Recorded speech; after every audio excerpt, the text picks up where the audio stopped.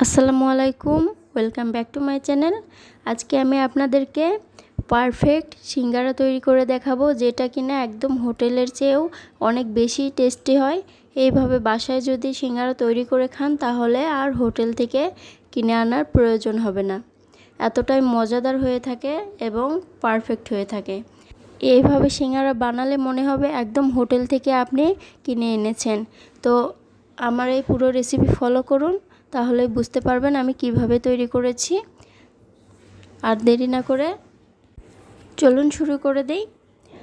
তো অবশ্যই যারা আমার চ্যানেলে নতুন তারা অবশ্যই চ্যানেলটিকে সাবস্ক্রাইব করে দিবেন এবং পাশে থাকা বেল আইকনটি অল অপশনে প্রেস করে দিবেন, তাহলে আমার ভিডিওর নোটিফিকেশনটা আপনারা খুব সহজেই পেয়ে যাবেন। সিঙ্গারা তৈরির জন্য আমি এখানে 2 কাপ পরিমাণ আটা নিয়েছি। আপনারা ময়দা নিতে পারেন, তো আমার কাছে আটা ছিল, আমি আটা দিয়েই তৈরি করছি। আর দিয়েছি কালো জিরা 1/2 টেবিল চামচ পরিমাণ, লবণ দিয়ে দিচ্ছি 1 টেবিল চামচ পরিমাণ। এখন এগুলো হাত দিয়ে ভালোভাবে মিশিয়ে নিচ্ছি। মিশিয়ে নেওয়া হয়ে গেলে আমি এখানে দিয়ে দিব 1/4 কাপ তেল দিয়ে দিব। এটা রান্নার তেল। অবশ্যই তেলটা বেশি পরিমাণ দিতে হবে, কারণ 1 কাপ আটার জন্য 3 টেবিল চামচ তেলের প্রয়োজন হয়। তো আমি এখন এগুলো হাত দিয়ে ভালোভাবে মথে নিচ্ছি। দেখুন, এটা ভালোভাবে মেখে নেওয়ার পরে এরকম ভালোভাবে মেখে নেওয়ার পরে আমি এখানে দিয়ে দিচ্ছি পানি। এটা নর্মাল পানি। অল্প অল্প করে পানি মিশাতে হবে আর এরকম একটি শক্ত ডো তৈরি করতে হবে। দেখুন ভাবে ডো তৈরি করবেন যাতে আঙুল বসিয়ে দিলে সেটা এমনই থাকে। তো উপর থেকে একটু তেল লাগিয়ে ঢাকনা লাগিয়ে রেখে দিচ্ছি। আপনারা চাইলে সুতি কাপড় দিয়ে ঢেকে রেখে দিতে পারেন। তো 10 মিনিট পর আমি এটা উঠিয়ে নিচ্ছি। এখন ভালোভাবে মথে নিচ্ছি। দেখুন, আগের চেয়ে ডোটা কিন্তু সামান্য একটু নরম হয়েছে।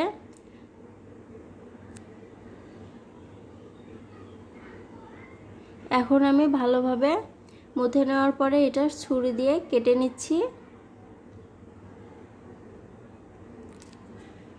আমি এখানে 10টি ভাগে ভাগ করে নেব। এখান থেকে আমার মোট 20টা সিঙ্গারা হবে মাঝারি সাইজে।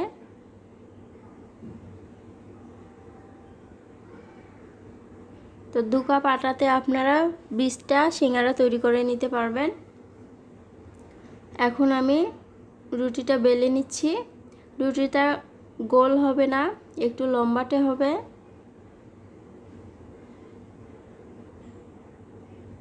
বাকি যেই খামিরগুলো সেগুলো কিন্তু আমি আবার ঢেকে রেখে দিয়েছি। সিঙ্গারার রুটিটা একটু পাতলাই হয়, সেই জন্য আমি এইভাবে বানিয়ে নিয়েছি। আপনারা দেখে নিশ্চয়ই বুঝতে পারছেন এর পুরুত্ব কেমন হবে। এখন আমি 2 ভাগে ভাগ করে নিচ্ছি। তো এইভাবে আমি সবগুলো রুটি বেলে কেটে নেব। এখন আপনাদেরকে একটা সিঙ্গারা বানিয়ে দেখে দিচ্ছি। সিঙ্গারা আপনারা যে কোনো শেপ দিতে পারেন, আপনাদের কাছে যেটা সহজ মনে হয় সেভাবে আপনারা তৈরি করে নিতে পারেন, কোনো সমস্যা নেই। তবুও আমি একটা দেখিয়ে দিচ্ছি। আর আমি সিঙ্গারার যেই পুরটা ব্যবহার করেছি সেটা আমি খুব সহজভাবে তৈরি করেছি। প্রথমে আলুগুলোকে সিদ্ধ করে নিয়ে আমি কেটে নিয়েছিলাম। তারপরে তেলের উপরে পেঁয়াজ, তারপরে বাদাম দিয়েছিলাম। বাদামটা ভাজা ভাজা হওয়ার পরে কালো জিরা ফোড়ন দিয়েছি, জিরা ফোড়ন দিয়েছি। তারপরে আলু দিয়ে সব মশলা দিয়ে আমি এটা ভালোভাবে শুকনো শুকনো করে ভেজে নিয়েছি। তো খুব সহজে আপনারা সিঙ্গারার পুর তৈরি করে নিতে পারবেন। যে যেমন খেতে চান তেমনভাবে পুর তৈরি করে নিতে পারেন। আমি আলু দিয়ে তৈরি করেছি, আপনারা চাইলে কলিজা দিয়েও তৈরি করতে পারেন।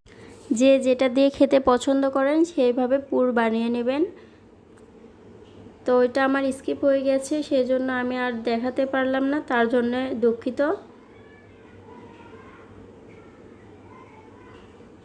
তো এখন আমি এটা এভাবে ভাজ করে নিচ্ছি। আপনারা দেখে নিশ্চয়ই বুঝতে পারছেন কিভাবে তৈরি করতে হবে। এটা বলে বোঝানো সম্ভব না আপনাদেরকে। দেখে বুঝে নিতে হবে আমি কিভাবে এটা তৈরি করছি। এই যে আরও একটা দেখিয়ে দিচ্ছি। এমনভাবে পুর দিতে হবে যাতে সিঙ্গারার মাঝখানে কোনো অংশে ফাঁকা না থাকে, তাহলে কিন্তু সিঙ্গারার ভিতরে বাতাস প্রবেশ করে সেটা ফুলে উঠবে, সেটা একদমই ভালো হবে না। তো এই যে আমার এইভাবে সবগুলো তৈরি করে নিচ্ছি। আপনারা চাইলে এভাবে বানিয়ে ডিপ ফ্রিজে সংরক্ষণ করতে পারেন 1 থেকে 1.5 মাসের মতো। যখন ইচ্ছে হবে তখন বের করে ভেজে খাবেন। এই যে সবগুলো বানিয়ে নিয়েছি, এখন আমি ভাজতে চলে যাচ্ছি। চুলায় আমি পর্যাপ্ত পরিমাণ তেল বসিয়ে দিয়েছিলাম। তো তেলটা গরম হয়ে আসলে আমি সিঙ্গারাগুলো একটা একটা করে দিয়ে দিচ্ছি। অবশ্যই ডুবো তেলে ভাজতে হবে।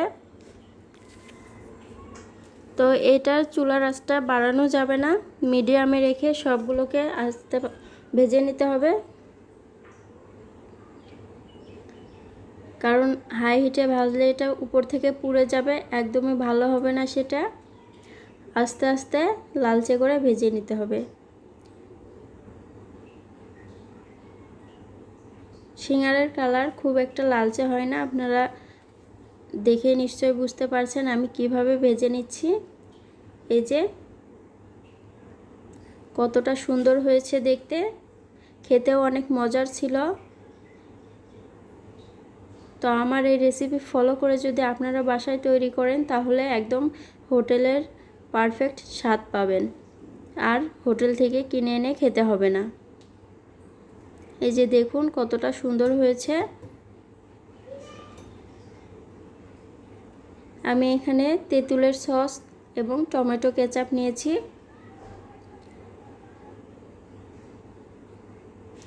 তাহলে বন্ধুরা, আমার ভিডিওটি যদি ভালো লেগে থাকে তাহলে অবশ্যই চ্যানেলটিকে সাবস্ক্রাইব করবেন, আর লাইক শেয়ার কমেন্ট করতে একদমই ভুলবেন না। আজ এই পর্যন্তই, দেখা হবে পরবর্তী ভিডিওতে। সবাই ভালো থাকবেন, সুস্থ থাকবেন এবং আমাদের জন্য দোয়া করবেন। আল্লাহ হাফেজ।